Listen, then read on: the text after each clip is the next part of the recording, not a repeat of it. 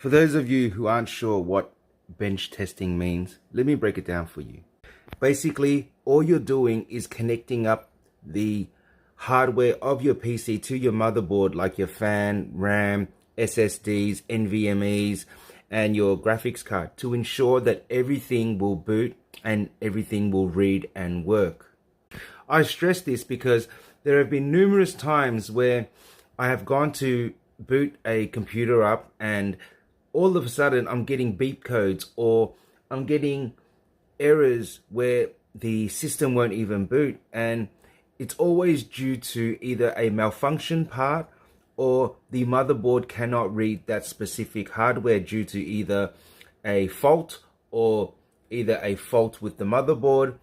These things you want to eliminate before you completely build your PC and then go to boot it up and it won't boot at all.